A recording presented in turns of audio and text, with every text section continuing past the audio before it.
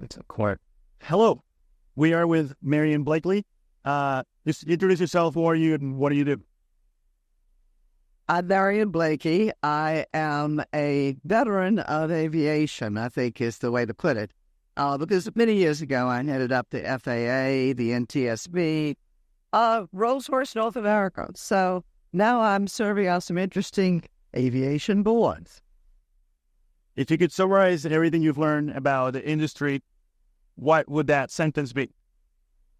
Well, I think it's an exciting industry. It's not for the faint of heart, meaning that you do find that it has a lot of literally ups and downs. When my financial advisor asks me, don't you want to dump some of your aviation stock? I say no, because I'm an inveterate optimist. But as I say, it's a tough industry in many ways. With the pandemic and all of that, too hard to run. What advice would you give to someone, just graduated from college or in college or even in high school about how to have a career of impact in the aerospace industry? Well, obviously it depends on the skill set that someone has and what they're interested in. I think it's exciting right now and especially when you're young and can take some risks, to look at things like advanced air mobility, the electric vertical takeoff and landing space, where there are about 6 companies right now that are involved in that. Soon, we'll be able to go from downtown Washington out to Dulles Airport in the blink of an eye, because there'll be a landing pad right here on top of the Reagan building. So, I think that field is interesting, but, the major carriers and startups all need help. So there's a lot of opportunity. So what's the future of the aerospace industry? Is this vertical landing, sort of taxis, or what do you think is actual, besides that, in 50, 100 years, what do you think is the future of how we move across space and time? Well, I think there'll be more and more use of various forms of aviation as time goes on, because the congestion on the ground is just too great. And when you're thinking about, how do you alleviate that, I think the best way to address that is in the air. There's a lot of space up there. But I also think that, you're going to find that aviation, it doesn't change that quickly. So if you want to go with a mainline carrier, American, United, or whatever, and learn the business, that's a good thing to do. If I were a young person, I'd consider that, as well as consider some of the exciting new companies that are developed. It's a great place to be. It's a lot of fun. So planes, actually, if you look at planes in the 1960s and compared to today, they actually go slower than in the 1960s. Why? Economic and, so many different things. So it seems like it has the rate of progress from, let's say, 1903 with the Wright Flyer to, let's say, 1969 with the, NASA and going to the moon. The rate of progress is just a different level. Compare that to 60s to now, it seems like it has slowed down.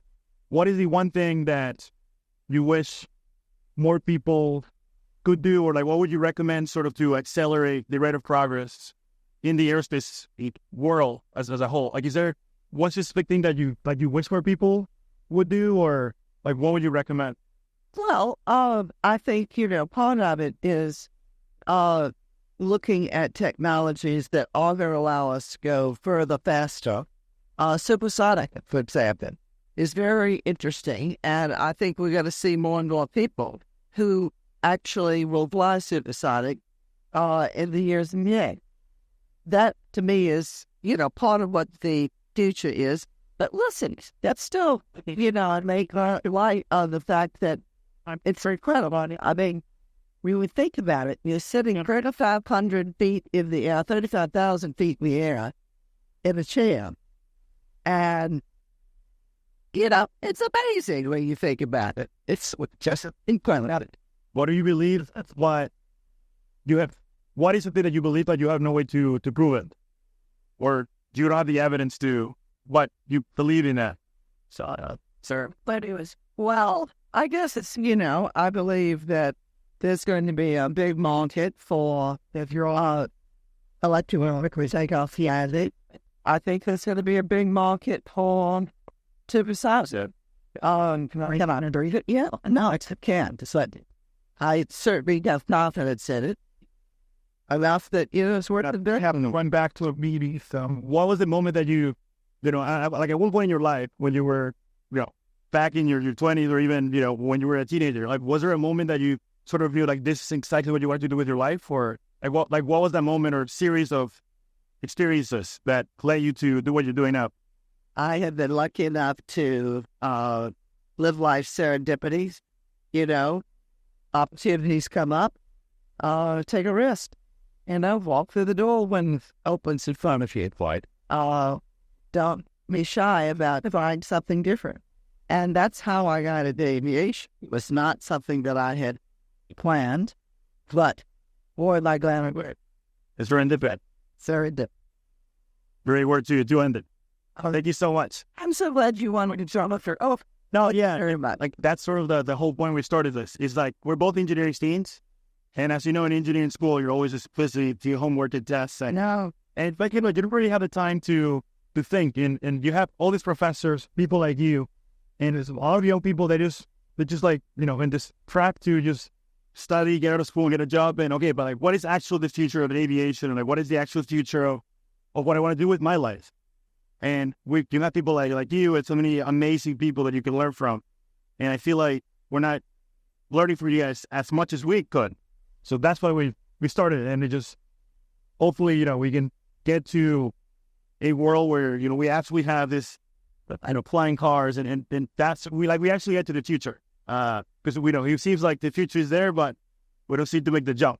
We'll make a little patience. Yes. Nice cutting you both. All right.